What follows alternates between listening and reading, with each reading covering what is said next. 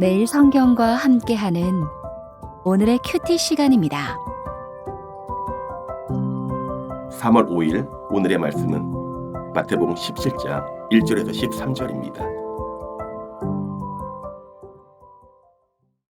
엿새 후에 예수께서 베드로와 야고보와 그 형제 요한을 데리시고 따로 높은 산에 올라가셨더니 그들 앞에서 변형되사 그 얼굴이 해같이 빛나며 옷이 빛과 같이 휘어졌더라. 그때 모세와 엘리야가 예수와 더불어 말하는 것이 그들에게 보이거늘 베드로가 예수께 여쭈어 이르되 주여 우리가 여기 있는 것이 좋사오니 만일 주께서 원하시면 내가 여기서 초막 셋을 짓되 하나는 주님을 위하여 하나는 모세를 위하여 하나는 엘리야를 위하여 하리이다. 말할 때에 호련히 빛난 구름이 그들을 덮으며 구름 속에서 소리가 나서 이르시되 이는 내 사랑하는 아들이요 내 기뻐하는 자니 너희는 그의 말을 들으라 하시는지라. 제자들이 듣고 엎드려 심히 두려워하니 예수께서 나와 그들에게 손을 대시며 이르시되 일어나라 두려워하지 말라 하시니 제자들이 눈을 들고 보매 오직 예수 외에는 아무도 보이지 아니하더라. 그들이 산에서 내려올 때에 예수께서 명하여 이르시되 인자가 죽은 자 가운데서 살아나기 전에는 본 것을 아무에게도 이르지 말라 하시니 제자들이 물어 이르되 그러면 어찌하여 서기관들이 엘리야가 먼저 와야 하리라 하나이까. 예수께서 대답하여 이르시되 엘리야가 과연 먼저 와서 모든 일을 회복하리라. 내가 너희에게 말하노니 엘리야가 이미 왔을 때 사람들이 알지 못하고 임으로 대우하였도다. 인자도 이와 같이 그들에게 고난을 받으리라 하시니 그제서야 제자들이 예수께서 말씀하신 것이 세례 요한인 줄을 깨달으니라.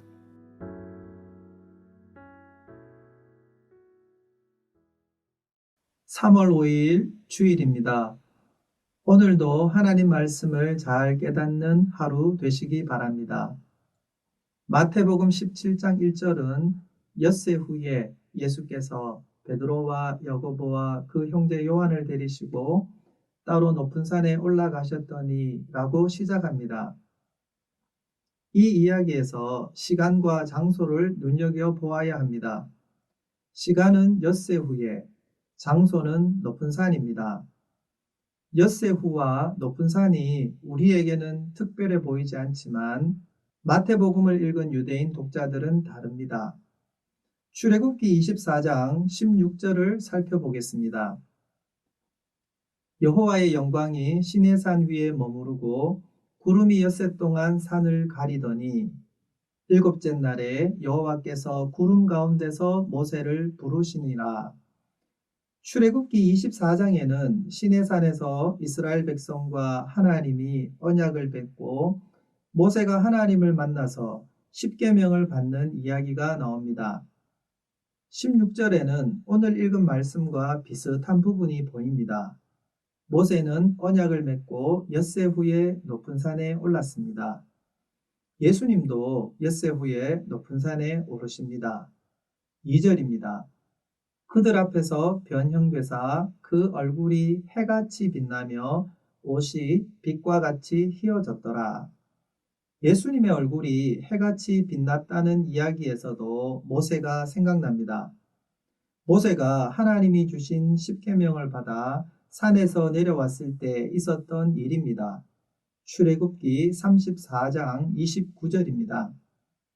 모세가 그 증거의 두 판을 모세의 손에 들고 시내산에서 내려오니 그 산에서 내려올 때에 모세는 자기가 여호와와 말하였으므로 말미암아 얼굴 피부에 광채가 나나 깨닫지 못하였더라. 그러면 예수님은 모세와 비슷한 분이실까요? 5절을 살펴보겠습니다. 호련히 빛난 구름이 그들을 덮으며 구름 속에서 소리가 나서 이르시되 이는 내 사랑하는 아들이요 내 기뻐하는 자니 너희는 그의 말을 들으라 하시는지라. 예수님은 모세와는 비교할 수 없이 높으신 분입니다. 하늘의 하나님이 사랑하는 아들이라고 인정하신 분입니다. 하나님이 제자들에게 그의 말을 듣고 순종하라고 명령하실 정도입니다. 왜 하나님은 제자들에게 예수님의 말을 들으라고 하셨을까요? 그것은 베드로가 나서서 한 말 때문입니다. 4절에서 베드로는 주여, 우리가 여기 있는 것이 좋사오니 만일 주께서 원하시면 내가 여기서 초막 셋을 짓되 하나는 주님을 위하여, 하나는 모세를 위하여, 하나는 엘리야를 위하여 하리이다 라고 말했습니다. 베드로는 예수님의 얼굴이 빛나고 모세와 엘리야와 함께 이야기 나누는 신비로운 모습을 보고 이곳에 계속 머무르고 싶었습니다. 그래서 초막 셋을 짓겠다고 나섰던 것입니다. 그러나 예수님에게는 하나님이 맡기신 사명이 있습니다. 영광은 산 위에 남겨두고 산 아래로 내려오셔서 십자가를 지셔야 합니다. 베드로는 이미 한번 실패한 적이 있습니다. 예수님이 첫 번째 십자가 순환을 예고하셨을 때 예수님에게 걸으면 안 된다고 꾸짖으며 말리다가 사단아 물러가라고 꾸중을 들었습니다. 이번에도 베드로가 예수님의 길을 막을 수 있기에 하나님은 예수님의 말을 들으라고 말씀하신 것입니다.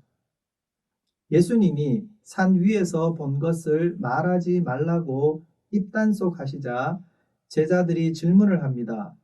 어찌하여 엘리야가 먼저 와야 하리라 하나이까? 유대인들은 메시아가 오시기 전에 엘리야가 오리라고 기대하고 있었습니다. 제자들은 산에서 엘리야를 보았습니다. 제자들은 엘리야가 왔으니 이제 모든 것이 회복되어야 하는데 구원자 예수님은 왜 고난을 받고 십자가에서 죽으셔야 한다고 말하십니까? 라고 질문한 겁니다. 엘리야가 와서 회복하면 뒤에 오시는 메시아는 영광의 모습으로 오셔서 모든 것을 심판하시고 회복하실 거라 생각하기 마련입니다.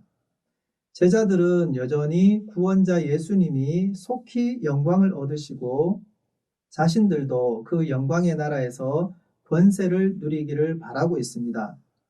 하지만 예수님은 다른 상황을 알려주십니다. 엘리야는 이미 왔고 그 엘리야는 바로 세례 요한이라고 알려주십니다. 엘리야로 예고되었던 세례 요한을 종교, 정치 지도자들을 포함한 무리들이 부당하게 대우했듯이 구원자 메시아인 예수님도 무리들이 박해하고 죽이리라는 것을 미리 알려주십니다. 예수님은 제자들이 어리석고 악한 무리들과 다르게 깨닫기를 바라며 가르치셨습니다. 오늘 말씀을 묵상하면서 내 생각과 기준에 매여 하나님 말씀을 오해하거나 잘못 해석하지는 않는지 살펴야 하겠습니다. 너희는 그의 말을 들으라고 명령하시는 하나님 말씀도 마음에 새기면서 예수님이 저와 여러분에게 하지 말라고 하시는 말씀은 무엇인지도 생각해 봅시다. 함께 기도하겠습니다.